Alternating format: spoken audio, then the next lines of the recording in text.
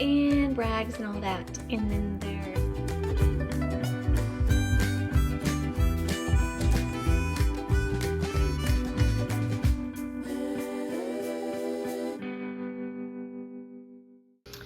okay, so I did a lot of food prep today and dishes and stuff, and I'm gonna give you some tips on some food storage and meal prep tips. So these are radishes, and sometimes in the South in the summer, they're very hot and spicy, so I put them in ice water. They're what the ice melted because it's like 100 degrees today. But you clean them, you score them, doesn't really matter where. Maybe just put like a little cross or X on them, and then you put them in ice water. I'm out of breath because I was doing laundry. And just let them soak, and that should take some of the heat out. Also, you can peel them, but these were like itty bitty baby ones, so I could not peel them. Also, you can store petite or baby carrots in water, and that keeps them from getting dried out and gross. Same thing with carrot sticks. I ran out of glass containers, or I would have used glass, but you know what, it'll be fine. It's not the end of the world. Then I always get a date as far away as I can, but today I got this on the 16th, so that was the latest I could find. But I like to open it and dig through there and see if there's any wilted gross pieces, and like that one at the bottom needs to go. And then I put paper towels in there, and it helps it to stay fresher longer. Also, I love these, not sponsored, but that's yellow squash or crooked neck squash. I like to food prep and then have everything ready to go. Like I've got tomato here, I've got cucumber to put in my salads or meals. Also for this one, the cucumber, it was 2 big English cucumbers. I tried just leaving the peel on and cutting them, or peeling them and cutting them as I went. It didn't help. They still dried out, and I didn't like the way it looked. And everything I read said to keep paper towels in them and keep them dry, but I don't want mine dried out. So I'm gonna try this instead. I have big cut ones on the bottom, and then thinner ones and ones cut in half on the top. And I'm not gonna put a paper towel in. I'm gonna see if it keeps them a little bit moist. I like mine to be like you just cut it. So I'm gonna try that. I got this dressing just to dip the little carrots in because I really like the flavor of it. And then I got this one just because I wanted to be lazy and not make my own. But the white balsamic vinegar with your own extra virgin olive oil is so much better because, you know, this one has like soybean or canola oil or whatever. But again, if you're in a hurry and you just want to eat a salad, it is not the end of the world. It's fine. I'm going to show you also over here. My fridge is dirty, but it's fine. I read that this is where you keep the kale. Instead of down in the drawers, even though I have it on low humidity, it was going bad fast. So you can also open this, put paper towels in it. What I'm gonna do is use the air fryer and make kale chips as I go. Because once you put it in the to-go container and put it in the fridge, it gets all wilted. Here I have some cooked chicken strips. It's chicken breast strips that I did kind of Mexican style. Here's some squeezed lime, some more tomatoes, here's some steamed broccoli, and jasmine rice, love. And here I cooked an entire pound of grass-fed ground beef with red bell peppers that are kind of like big pieces like this, kind of like you would get with beef and broccoli or beef and peppers. Yes, please. And then on the other side is some ground turkey. It's just really lean cooked ground turkey. And all I did on both of these, since I want to be able to make whatever dishes I want, I did paprika, cayenne, salt, pepper, and a tiny bit of garlic powder. That's it on both of them. So that later, if I want kind of a Mexican, I can do chili powder and cumin. Also, this is the best way to store cilantro. So you wash it really good, dry it really good, put it in ice water in glass, and then you put this little freezer bag over it and put it in the door so that it doesn't wilt. I've also seen people put it in water, but I don't want mine to be wet constantly. So I've seen people put the whole top in water, but I like it this way. And in the door, it's not too cold, so it kind of keeps things from, you know, getting frozen. Also, don't put your milk, sorry, that's dirty. I see that, I need to clean that. We'll just cover that for right now. But almond milk and regular milk and creamer, don't put them, and eggs, don't put them in the door.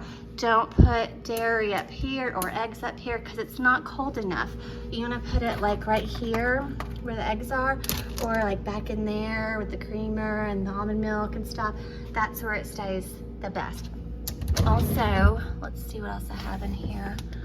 More bell peppers. Oh, I keep my chocolate in here because it's so hot that it might melt. Even though I have the air conditioner on, I want mine to be cold. And oil spoils, so I keep nuts in the fridge, including like these little baking nuts, little walnuts. Yeah, because oil spoils and it's just better. I do have the mayo there, but it's never gone bad or made me sick, so I think it's okay. But yeah, that's just some little quick tips. Also, since avocados are a pain, and lately they've been rock hard and like solid rocks whenever I go to the store, I just get these little mini guac cups. And I also store these here because I don't want to get mold or anything icky. So that's just some more little tips. I think that's it. This is a little layered Mexican casserole thing that I made. It did do triple decker. I won't do that again because that was way too many tortillas. Instead, a double decker is ideal, or tostadas, which if you've not tried these, they're so good. They're just very crispy and yummy and amazing, and I love those. Also, if you can't drink an entire gallon or half gallon of almond milk, because you know it says you have to use it within 7 to 10 days, you can get one of these at the Dollar Tree, and it's fine. It doesn't hurt my tummy or anything, and it's much easier to go through. And also you can use that in like mashed potatoes and stuff. So that's it. Yeah, I'm gonna make a big salad, and it just helps to get you ready for the week to just food prep while you have just like 30 minutes to an hour. Just knock it out, and then you'll be so glad you did later on. Also, I found these. This will be for the chicken, broccoli, and rice. So it'll be kind of like a little like casserole thing. Always look at the back.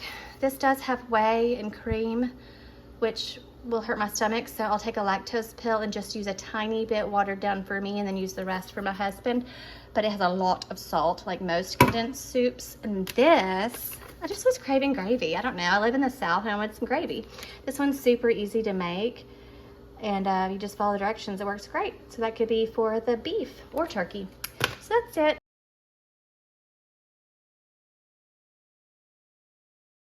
Hello, so today is Sunday, which is laundry and food prep day, since the Sabbath is Saturday, and we did church and all that yesterday and rested. So I wanted something super quick and easy just to get me by until Wednesday night, whenever I can food prep again and be more creative. But here I have the 90-second brown rice with Bragg's liquid aminos and sesame seeds. I just opened up some cans. I've got the corn, green beans, carrots, because I like them with mashed potatoes and turkey and some gluten-free gravy. Mashed potatoes are up there. Hi. And then there's some broccoli with Bragg's and toasted sesame seeds, and a little microwave sweet potato. And of course I got an avocado. Also in the produce store I have tons of like cucumber, tomato that's already cut up, and like spring mix and salad stuff.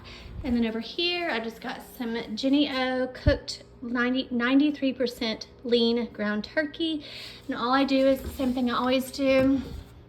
I do cayenne, paprika, salt, pepper, so that I can keep it kind of basic, and I can make it either Mexican, or like if I wanted to do Mexican, I would do chili powder, cilantro, and cumin. So anyways, it's good to have spices.